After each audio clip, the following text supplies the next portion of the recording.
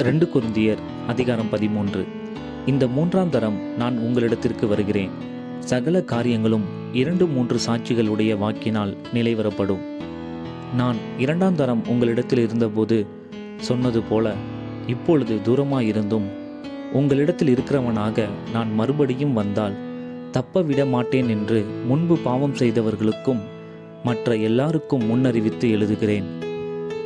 கிறிஸ்து எனக்குள்ளே பேசுகிறார் என்பதற்கு அத்தாட்சி தேடுகிறீர்களே. அவர் உங்களிடமாய் பலவீனர் அல்ல, உங்களிடத்தில் வல்லவராயிருக்கிறார்.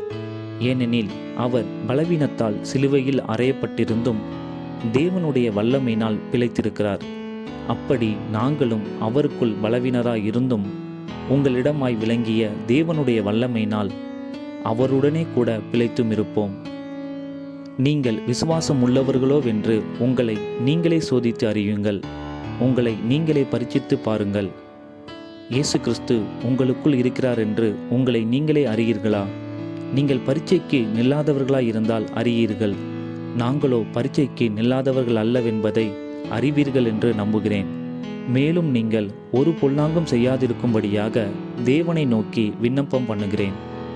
நாங்கள் பரீட்சைக்கு நின்றவர்கள் என்று காணப்படும் பொருட்டல்ல, நாங்கள் பரீட்சைக்கு நில்லாதவர்கள் போலிருந்தாலும் நீங்கள் நலமானதை செய்யும் பொருட்டே விண்ணப்பம் பண்ணுகிறேன்.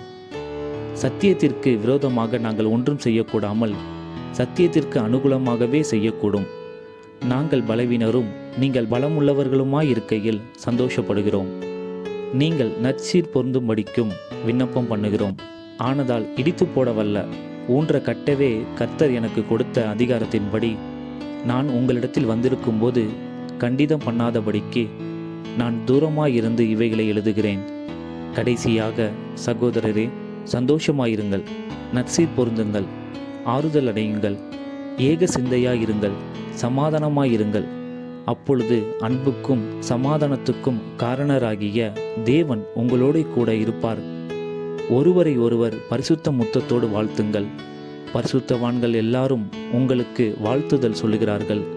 கர்த்தராகிய இயேசு கிறிஸ்துவினுடைய கிருபையும் தேவனுடைய அன்பும் பரிசுத்த ஆவியினுடைய ஐக்கியமும் உங்கள் அனைவரோடும் கூட இருப்பதாக.